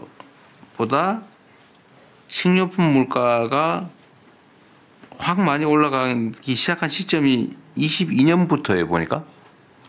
네, 그렇습니다. 그때 이제 여러 가지 기후 문제라든가 또 그러니까 그 확 올라갔다가 다시 떨어졌다가 22년 중하반기에는 떨어졌다가 그러니까 그게 아마 중간 치솟은 게 여름철 그 지금 말씀하신 그런 변동 때문인 것 같아요.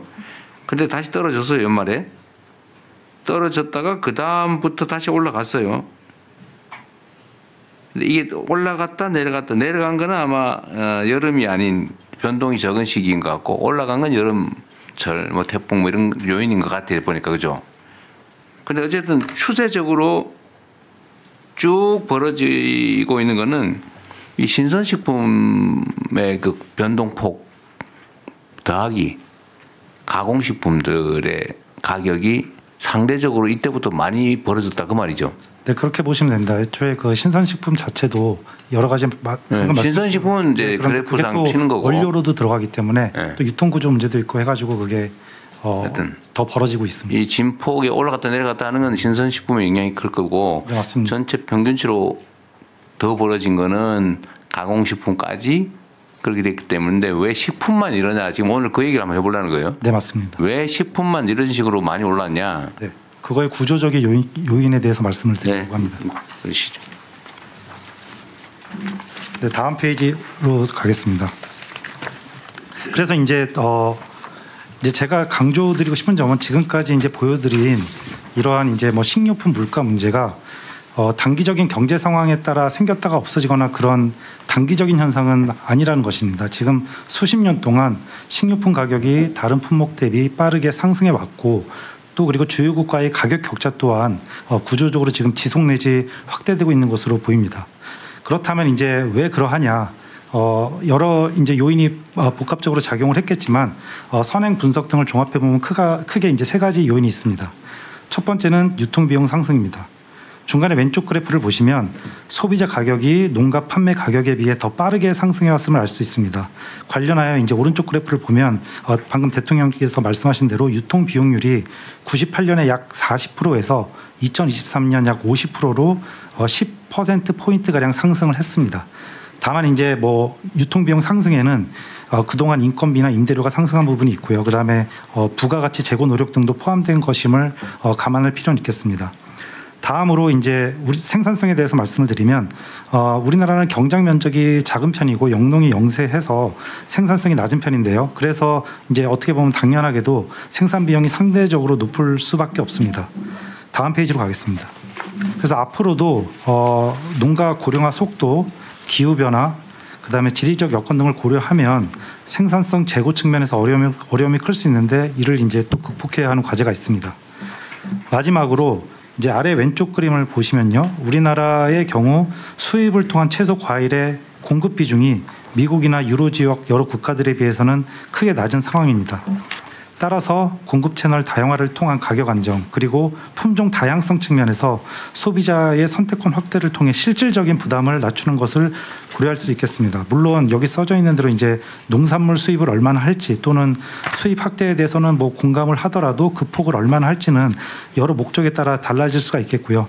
한편으로는 농가 손실 그리고 식량 안보와 더불어서 소비자의 생계비 부담 안정도 균형적으로 이제 고려할 필요가 있겠습니다.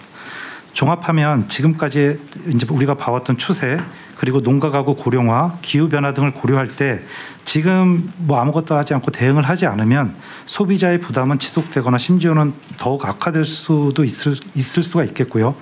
단기적으로는 할인 지원, 할당 관세 등을 통해 물가 안정을 도모하되 보다 근본적으로는 유통구조 효율화, 생산선 재고 또 필요에 따라서는 수입 등을 통한 공급 채널 다변화와 같은 구조적 대응을 병행할 필요가 있다는 말씀을 드리면서 제 발제를 마치겠습니다.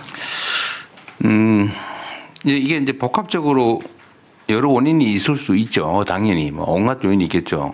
수입 규제라든지 농업 보호 정책이나 아니면 뭐 농지의 소규모 영세농의 문제 이런 게 있을 수가 있는데.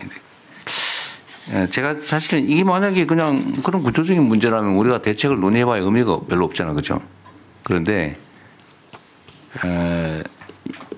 이제 제가 계속 1페이지에 누적 물가 상승률이 계속 눈이 가는데 23년 대충 보니까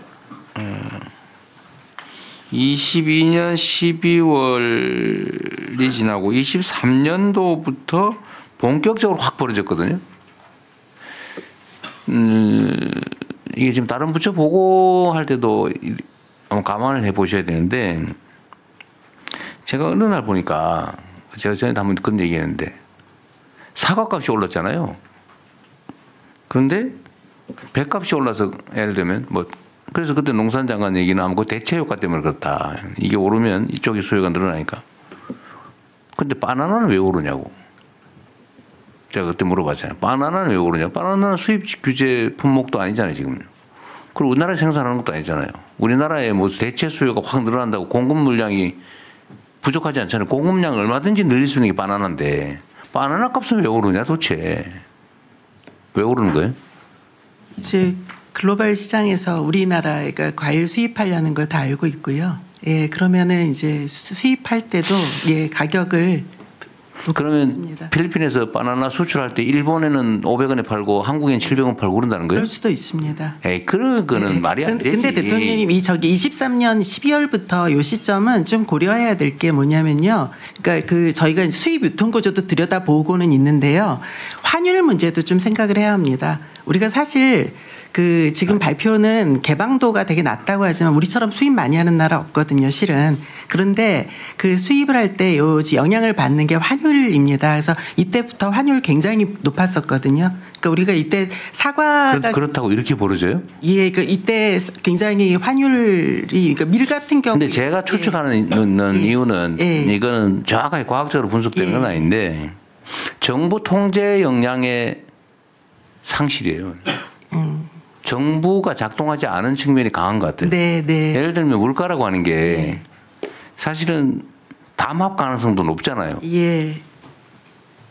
그런데 우리나라의 유통망을 대부분 독과점 하고 있지 않아요? 특정 몇 개 가공식품 회사도 그렇고 유통 회사도 그렇고 네. 몇 군데서 독점을 하고 있어서 독과점을 하고 있어서 예. 정부가 강력하게 작동을 하면 예. 정부 눈치를 보잖아요. 예. 시장과 정부는 서로 기란 관계 있잖아요. 네.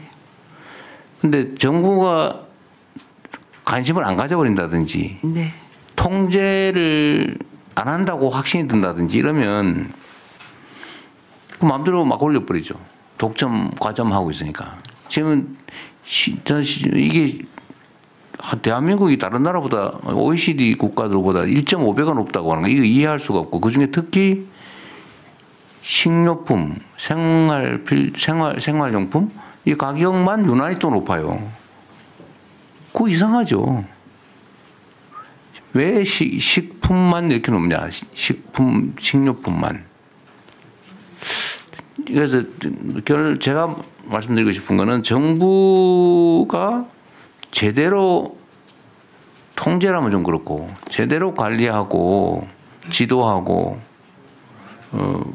좀 개입하면 상당 정도는 완화할 수 있지 않을까 하는 생각 때문에 그러는 거예요. 예, 대통령 말씀 그 무슨 뜻인지 알고요. 그러니까 예를 들면 지금 같은 경우에도 우리가 할당 관세를 주거나 이렇게 하면서 그 수입을 해올 때 예를 들면 이게 소비자 가격 인하로 연결되는지를 끝까지 사실 추적을 해야 하는데 그 부분이 좀 소홀한 측면이 있습니다. 그래서 저희가 그 부분을 조금 그 소비자 가격 인하로까지 할당 관세 등이 연결될 수 있도록 그 부분을 좀 챙기는. 그러니까 내가 아까 바나나 얘기를 한 이유가 사실 그건데 그럴 수 있죠. 예를 들면 한국은 사과값이 올라서 배값도 올라서 토마토도 올라서 바나나도 오르겠네. 예. 그러면 필리핀에서 예를 들면 한국 수입상한테는 700원, 200원 더 받아야지. 그러면 나 일본 사람이야? 그러고 하면 되잖아요. 이게 말이 안 된다 그 말이에요. 내 말은. 예. 양쪽에. 그건 결국은 그 수입하는 업자가 너 왜 일본 수입업체한테 500원 팔면서 우리한테 700원 받아? 라고 말할 수 있는데 왜 안 하냐고요. 그 말이 되냐고 그게. 이게 결국은 약간의 담합 요소가 있지 않냐 싶은 거예요. 제가 보기에는. 이게 최근에 식품 가격이 다 한꺼번에 많이 올랐잖아요. 네. 그래서 뭐 그때 단속 해본다고 그러고 막 했는데 잠깐 할인 행사를 하더라고 보니까. 예. 그게 뭔 의미가 있어요? 이제 마저 좀 보고는 들어보는데 저는 관점 자체가 만약에 그냥 분석해가지고 뭐 운명이지 어쩔 수 없지라고 할 게 아니고 정부가 할 수 있는 게 뭐냐. 라는 측면에서 보면 일단 정부의 통제, 개입, 조절 기능이 약화돼서 그런 거 아니냐 그런 생각이 들어서. 예, 대통령 이어서 다음에 공정위가 가공식품 그 시장 구조 분석 말씀하신 포인트가 바로 분석이 돼 있습니다. 예. 법제처장입니다. 그 관련해서 뭔가 한 가지만 말씀드리겠습니다. 지금 우리나라 그 물가, 식료품 물가 상승률의 주된 원인이 지금 과일로 알고 있습니다. 특히 과일이 외국에 비해서 굉장히 비싸고 그 중에서도 쉽게 물을 수 있는 딸기, 토마토, 연시, 감 이런 것들이 굉장히 시장이 왜곡되어 있습니다. 예를 들면 딸기 같은 경우에 옛날에는 봄 과일이었습니다. 봄, 여름 과일이었는데 지금 겨울 과일로 바뀌었습니다. 그 이유가 여름에는 이게 쉽게 무르기 때문에 유통 과정에서 취급하기 어렵고 그러다 보니까 점점 겨울로 가서 이게 연료비가 반영이 돼서 굉장히 높은데 봄에 딸기가 유통될 수 있는 시장, 그러니까 전국적인 규모의 규모의 시장이 아니고 조금 생산지하고 소비지가 가까운 거리에 있는 그런 시장들이 많이 열려야지 이게 봄에도 딸기를 그리고 싸게 먹을 수 있는 바탕이 됩니다. 연시나 토마토 이런 것들도 마찬가지입니다. 법제처장님이 봄 연구한 게 아니라 딸기 연구를 개인적으로 제가 가락시장 밑에서 40년을 살았기 때문에 맞아요. 그 집이 그 근처에 있죠.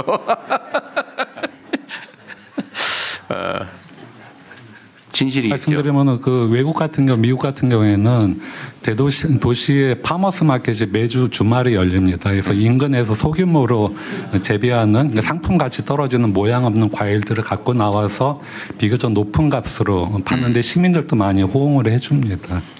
네, 다음 얘기 한번 해보시죠 그러면. 예, 대통령 지금 이제 저희들 보고가 아마 지금 한국원에서 보고한 걸 또 이렇게 이어서 요약한 부분이 있습니다. 지금 대체적으로 2% 내외라고 하는데요. 이게 보니까 조금 전에 이제 저 한국원의 보고처럼 농축수산물, 가공식품, 외식 같은 경우는 이게 5년간 한 25% 정도 올랐고 2%인데도 거기 보시면 이게 주로 이제 저소득층이 이제 지출하는 식료품 이게 비중이 높기 때문에 이게 부담으로 작용하는 게 사실입니다. 지금 앞쪽하고 연결이 되고요. 그러면은 이게 8월에도 먹거리 물가가 많이 올랐습니다. 농축수산물 같은 경우는 2%를 하지만 4.8%까지 올라갔습니다. 그러니까 거의 2배 이상으로 높아졌고 가공식품 같은 경우도 4%대 초반이거든요. 그래서 일반적으로 2%를 하는 게 이 서민들 계층한테는 안 맞다는 거죠. 이 4% 이상으로 올라가 있다. 그래서 서민들 가게에 부담이 되는 것은 사실입니다. 통계적으로 나타나 있고 아마 9월 달에도 지금 저희들 농축수산물 같은 경우는 상승세가 좀 줄어드는 이유가 정부가 지원해줘서 그런 겁니다. 지원해줘서 이게 좀 떨어지는 걸로 예측은 되는데요. 그 지원하지 않으면은 4% 이 수준으로 될 수밖에 없는 이 구조다. 그럼 왜 이러냐 봤을 때 제가 봤을 때는 주로 이제 농축수산물이 그 한국의 그 뭐 신토불이하는 그런 관념에다가 기후변화 때문에 노지에서 신선 제품 뭐 상추, 뭐 배추 이게 안 됩니다. 고냉지로 가야 됩니다. 그래서 제가 농림부 장관님이나 해수부 장관님한테도 계속 얘기하는 게 스마트팜 해서 이걸 빨리 전환을 하지 않으면 이게 오히려 더 올라갈 수 있습니다. 지금 4%가 아니고 6%, 7%까지도 올라갈 수 있는 건데 지금 선제적으로 그 뭐 하우스라든지 이런 데서 온도 조절하면서 가야 되는데 지금 기후변화 때문에 그 산업화 시기 비교해서 1.5도 그다음 2도까지 많이 올라간다 하면 노지에서는 거의 생산이 안 된다. 이렇게 보고요. 그다음에 수산물 같은 경우도 바다에서 이게 온도가 올라가서 양식이 안 됩니다. 바다에서는. 그래서 이걸 빨리 그 스마트 양식으로 해서 이 대전환을 해야 된다고 저는 이렇게 믿고 있습니다. 이 7쪽입니다. 그래서 정부가 그동안에 대책하는 게 이게 다 정부의 지원 때문에 낮아지는 겁니다. 21대 그 수석 대비해서 성수품에 대해서 저희들이 물량을 최대로 공급을 하고 그다음에 할인 지원도 정부가 재정을 지원해서 이게 할인되는 거죠. 이 가격이 낮아져서 생산성이 높아져서 할인이 안 되는 겁니다. 그래서 이 재정의 지원 때문에 50% 뭐 성수품도 50% 할인이 되고 그다음에 전통시장에서 모바일 상품권도 할인해주고 그다음에 선물 세트도 할인이 되는 부분이고 그다음에 또 할당 관세 때문에 또 이게 할인이 되는 겁니다. 기본적으로 그 수입 물품은 가격이 비싼데 할당 저희들 관세를 0세율로 거의 0으로 해주기 때문에 40종의 할당을 해주고 있고요. 지금 농림부 장관이 말씀하신 것처럼 제가 이 할당 관세를 0으로 낮춰줌으로 인해서 이게 그 가공식품이라든지 농축수산물이 가격이 낮아지지 않으면 이거 다시 백시킬 겁니다. 그래서 이거는 그 가공업체들이나 이런 수입업자들하고 저희들이 점검을 해보겠다는 말씀을 드리고요. 또 이제 그 이 불공정 행위라든지 이 원산지 표시 특별 단속 등을 통해 가지고 하는데 결국 말씀드리면 이거는 정부의 노력 때문에 낮아지는 측면이 있다. 말씀을 드리겠습니다. 향후에도 그 전통시장 온누리 상품권 환급 행사를 통해서 어쨌거나 이 추석 기간 동안에는 농축수산물에 대해서는 더 가격을 낮추려고 하고 있습니다. 부담을 줄이려고 하고 있고 내년도에도 공공요금이라든지 식비, 에너지, 교통비, 주거비를 낮추기 위해서 재정에서 지원을 해서 낮아지는 겁니다. 결론적으로 말씀드리면은요. 농축수산물이든 그 서민 에 대한 부분은 이게 생산성 제고라든지 그다음에 수입을 통해서 이 가격을 낮추는 거라든지 또는 유통구조 개선은 이게 근본적으로 따르지 않고는 재정에서 지원을 해서 낮추지 않으면 결코 낮아지기 어렵다. 그래서 정부는 단기적으로는 서민 물가 안정을 위해서 재정을 투입하고 그다음 관세를 받을 걸 안 받고 해서 낮추겠습니다. 그렇지만 장기적으로는 농림부 장관님 또 해수부 장관님 등 관계부처가 협업해서 생산성을 높이거나 또는 그렇지 않으면 유통구조를 개선하거나 근본적인 구조 조정을 하지 않고는 근본적으로 낮아질 수 없다. 저는 그렇게 보고 있습니다. 그래서 그런 대책까지 병행해서 하도록 하겠습니다. 네. 공정위가 할 일이 좀 많을 것 같긴 하네요. 예, 지금 보고 드리겠습니다. 지금 공정위는 주로 이제 식품 원재료하고 가공식품 물가 중심으로 해서 시장 구조적인 문제가 무엇인지 좀 분석을 했고요. 기본적으로 국내 아까 대통령께서도 말씀하셨듯이 주요 가공식품이나 원재료 산업이 시장 구조 자체가 시장 집중도가 아주 높습니다. 그러니까 우리나라 전체적으로 독과점적인 시장 구조가 상당히 오랫동안 지속되고 있고요. 그래서 시장 집중도가 높고 물가가 많이 오른 품목으로 이제 우리가 살펴보면 중요한 주로 최근에 이제 뉴스에도 많이 나왔던 품목이 빵, 라면, 밀가루, 설탕 이 부문을 중심으로 시장 구조 현황을 좀 살펴보았습니다. 결론적으로 말씀드리면 소비에 가까운 전방 산업인 빵이나 라면은 원재료 가격 결정 구조가 상당히 비효율적입니다. 예를 들어서 독과점적인 구조 속에서 초과 이윤을 획득한다든지 아니면 가격 담합을 할 수도 있는 그런 시장 구조를 가지고 실제로 저희가 그 가격 담합 사건을 지금 다루고 있는 것도 있습니다. 그리고 후방 산업인 아까 제가 원재료죠. 밀가루나 설탕은 과점 구조, 관세 체계 하에서 초과 이윤을 얻기 위해서 가격을 인상했을 가능성이 있는 것으로 보입니다. 각 시장별로 말씀을 드리겠습니다. 먼저 제빵 시장이 이제 최근에 화제가 됐는데요. 그래서 제빵 시장에서 저는 이제 어느 정도 여기서 독과점적인 구조가 이 제빵 회사들의 어떤 초과 이윤을 획득하는 수단이 아니겠느냐 이런 관점에서 들여다봤는데 예상했던 것보다는 이 제빵 계열사들의 영업이윤율은 상당히 낮았습니다. 그래서 이제 왜 빵 가격이 우리나라에서 높은가 이런 분석들을 해봤는데 기본적으로 이제 국내 빵 가격과 해외 빵 가격을 수평적으로 비교하는 것은 좀 오해를 낳을 수 있습니다. 왜냐하면 국내는 주로 빵을 디저트나 아니면 주식보다는 좀 디저트 아니면 가끔씩 먹는 좀 고급 소비로 이제 하기 때문에 국내 빵들은 좀 고가 빵들 위주의 소비가 이루어지고요. 해외는 이제 빵이 주식일 때는 좀 저가 빵들이 많이 판매가 되기 때문에 수평적으로 비교할 수는 없지만 그럼에도 불구하고 소금빵 같이 여러 대표적인 빵을 이제 국제적으로 비교해보면 우리나라가 높은 게 사실입니다. 그거는 이제 어느 정도 시장 구조의 문제도 있습니다. 과정적 시장 구조의 문제가도 있고 유통 과정에서 임대료라든지 광고비, 과도한 인테리어를 요구하는 어떤 가맹 사업의 특성 이런 것도 이제 작용을 했을 것이라고 봤고요. 그럼에도 불구하고 요 소비재로서의 빵 산업 기업의 영업이익률이 낮았어요. 그러면 이 높은 빵 경우로 과연 어디가 이익을 얻느냐 이런 의문이 생기는데요. 결론적으로 저희가 이제 파악한 바로는 밀가루나 설탕, 계란, 우유 이런 것들이 이제 빵의 주 원료인데요. 이 주 원료 산업의 시장 구조가 마찬가지로 독과점적인 구조를 가지고 있고요. 그리고 각각의 시장이 그 나름대로의 제도적 특성이 있습니다. 그래서 그 제도적 특성이 상당히 오랫동안 정착이 된 특성들인데 그런 것들을 전면적으로 좀 재고를 해보고 개선할 방안을 찾아봐야 할 필요성이 있는 것 같습니다. 다음에 라면 시장을 보시면요. 라면 시장도 4개 기업이 시장 점유율이 95% 이상의 아주 독과점적인 구조를 조금 축약해서 속도를 내줍시다. 예. 그래서 영업이익률이 낮은 편이고 라면 시장 같은 경우는 이제 가격이 비교적 이제 위아래로 유동적으로 움직이는 것을 봤을 때는 뭐 가격 경직성 이런 것은 없는 것 같고요. 그래서 문제가 있는 거는 이제 저희가 파악하기로는 밀가루와 설탕인데요. 밀가루는 마찬가지로 세계 기업이 70% 이상을 이제 차지하는 과정 구조를 가지고 있습니다. 그래서 원가 상승률에 비해서 판매 가격 인상률이 더 높고요. 그리고 판매 가격이 인상되니까 또 마진율도 개선되는 것으로 봤을 때 판매 가격 인상이 뭔가 초과이윤을 목적으로 한 가격 인상이었을 가능성이 높다고 저희는 판단하고 있고요.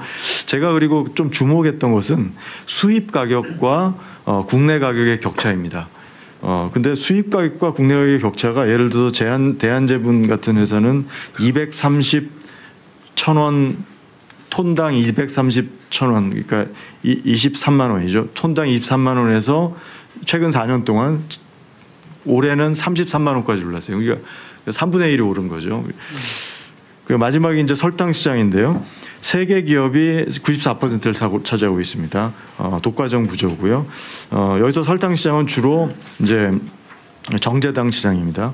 원당 수입 가격이 하락하는데 설탕 가격은 계속 상승하고 있어요. 내수 설탕 시장에서 높은 마진율 실현하고 있고 영업이익률도 설탕 시장과 밀가루 시장이 그 산업의 평균보다 높습니다. 그래서 이런 산업은 사실 영업이익률이 평균보다 좀 낮아야 되는데 높아요. 그러니까 그리고 이제 설탕 산업도 수입 가격과 격차가 국내 원 격차가 31만 원에서 톤당